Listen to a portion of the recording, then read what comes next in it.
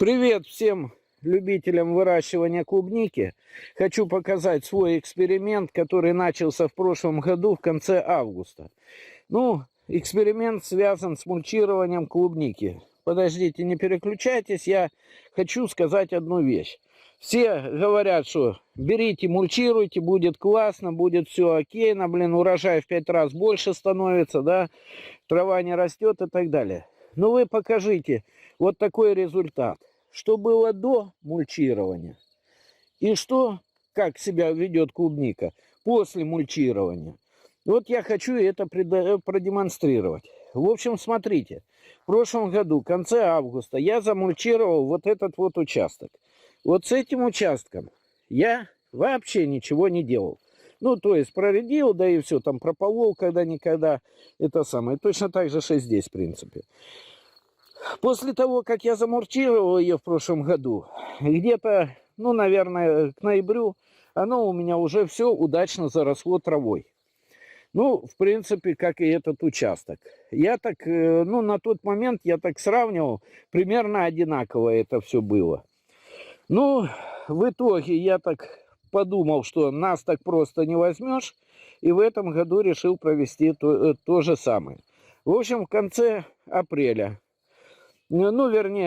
скажем так, к середине апреля я пошел на свое вот это вот, не то чтобы поле, тут где-то полсотки этой клубники.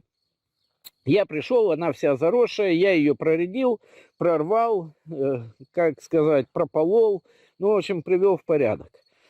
Потом у нас пошли морозы, это она еще не цвела. Не та клубника, ничего не цвело. Потом у нас ударили заморозки в апреле. В конце апреля были сумасшедшие заморозки. Я думал, что клубника вся вымерзнет. И, в общем, еще ягод не было. Я снова ее замульчировал. Мульчировал я слоем в 5 сантиметров. Мульча была мелкой. Не солома, а именно мульча. Вот, видим. Под корешок я ничего не ложил, не запихивал. Только рядом с кустиком. Я скажу так, после зимы мульчи здесь вообще не осталось, ни грамма. Мульчировал я такой штукой, в общем, газонокосилка там у меня есть. Вот из-под нее вся эта трава была, то есть свежей травой. Что в первый раз, что во второй раз. Не соломой, а именно свежей травой я это все делал. После зимы я вообще не увидел мульчи здесь. И поэтому решил проделать то же самое. Сейчас я вижу одно. Что вот эта клубника пропалывалась в конце апреля. Что эта клубника пропалывалась примерно в конце апреля. Здесь заросшего намного меньше. Тут оно уже подзаросло. И подзаросло, я так скажу, неплохо. По росту клубники примерно одинаковая, что здесь она такая вытянутая, что здесь она вытянутая. Но цветки вот эти вот, они, понимаете, какие-то крупные. Здесь они гораздо мельче, как мне кажется. Тоже есть крупные, но в основном мелкие. И тут она цветет, я бы сказал так, раза в 2, а может даже и 3 интенсивнее. То есть тут вся она в цветках. Здесь я такого не наблюдаю. Может поздно еще, может черт его знает. Сорт клубники абсолютно одинаковый. Это одна и та же клубника. И вот тут уже ягодки кое-где появились, да, а здесь их уже полно. Где-то через недельку уже будет у нас результат по урожаю. И будем тогда сравнивать результат. А пока на этом все. Итоговое видео по мульчированию клубники. В общем, цель проверить, что в итоге у нас получится после мульчирования клубники. Потому что те красивые ролики на YouTube, где люди показывают, как они мульчируют клубничку, а потом через время ходят, собирают ее, там без травки, без всякой ерунды, там с размером с яйцо и так далее. У меня, честно говоря, доверия не вызывали, поэтому все это захотелось проэкспериментировать и сделать.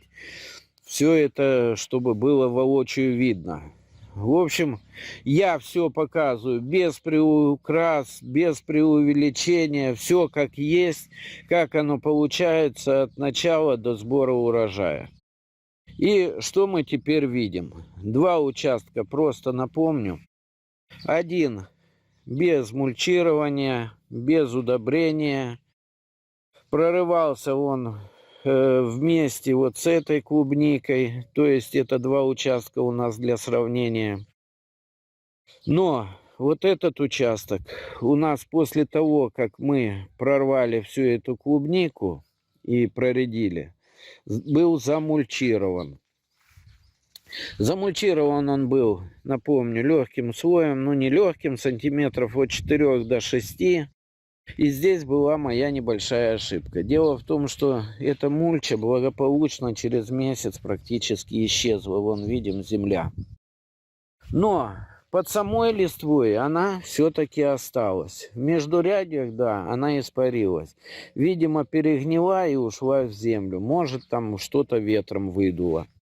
Но результат меня порадовал. И вы знаете, те красивые ютубовские ролики, которые действительно показывают, что после мульчирования клубника и растет лучше, и урожай лучше, и слаще она, и типа не надо там и удобрять ее.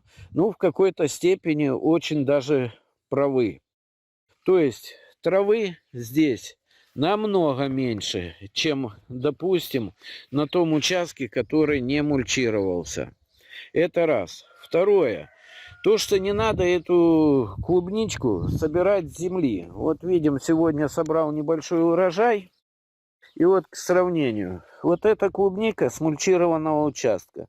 Вот эта клубника у нас там, где участок не мульчировался.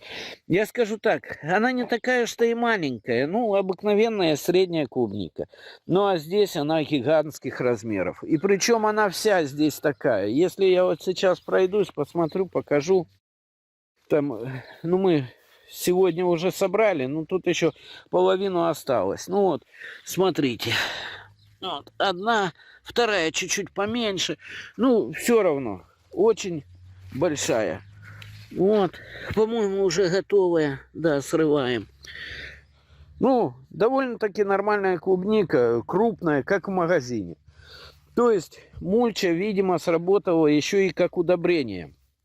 Потому что клубника, во-первых, то, что она довольно-таки крупная, она еще и к тому же сладкая, сочная. Ну, приятно кушать, так скажем. Обычно там приезжаем к бабушке, ну вот видим, тоже еще не соспела, но тоже уже крупная.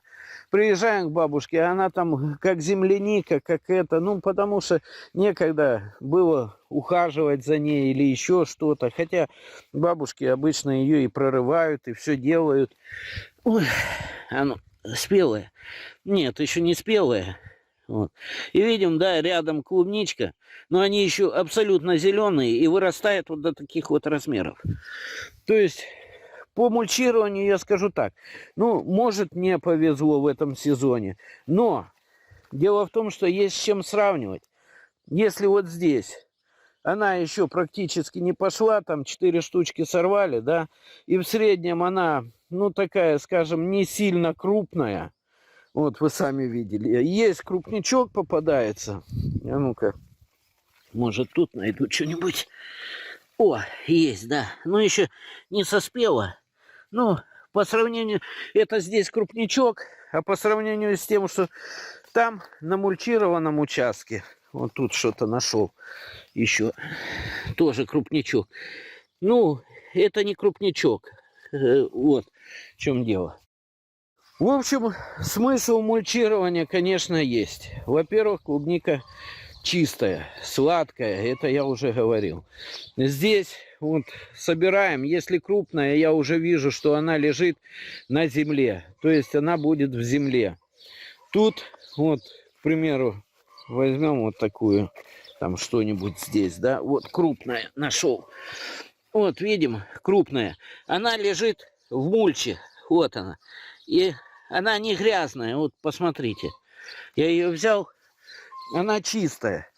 Хотя бы только из-за этого уже есть смысл ее мульчировать, эту клубнику. Не говоря о том, что все-таки размерами она довольно-таки серьезно отличается. Ну, тут надо будет еще пройти, пособирать. На том участке нету нифига. А на этом участке, вон, видим, прячется, но еще не спелая. Вот. То есть нету тут земляники. В общем, вывод такой, что мульчировать надо. И надо хорошо мульчировать. Я совершил ошибку, когда я сделал мульчирование в 4-6 сантиметров. Но я побоялся чего? Побоялся того, что вот такая вот мульча, это у нас из-под газонокосилки. Во-первых, свежая трава была. Во-вторых, она мелкая. И я подумал, просто побоялся, что чтобы клубника не вспрела, не стала там плесенью вонять и так далее. Там предостерегают по ютубу, ну, по роликам многие, что бывает такое, что корешки подгнивают и тому подобное. Ну вот, что тут? О, смотрите, видите? Она в траве, вот, она в траве, но она не грязная. А клубника... Сами смотрите, вот сейчас только сорвал. Это все на мульчированном участке. И вот, видите, вся одна в одну. Ну, блин, все без приукрас, все как есть, так и показываю. В общем, в следующем году я решил мульчировать оба этих участка уже без экспериментов. Наглядно я все увидел, все эти прелести. Здесь, видим, мы немножко траву прорвали, потому что здесь она была уже высотой в полметра, а здесь еще не прорвали. Это я специально попросил жену, чтобы она оставила этот участок, чтобы я показал для сравнения. И вот, смотрите здесь. Здесь трава практически невысокая. А ну-ка, тут, по-моему, еще одна. Не, еще не спелая. Вот. Здесь где-нигде практически и нету травы. Там, где, вот, к примеру, мульча исчезла, да, слой был маленький, и вот сразу травка появилась. Где травки, где мульча слой был хороший, там и до сих пор остается, там травы нету. Вот я подкладывал под сами корешки, не на корешки, а рядом с корешками. И вот там рядом с корешками практически тоже нет травы. Ну, видим, все довольно-таки... Этот участок довольно-таки чистый получился. То есть, ютубовские ролики, скажу так, ну, процентов на 80-85 правы. То, что вообще нет травы, это неправда. Трава все равно вырастет.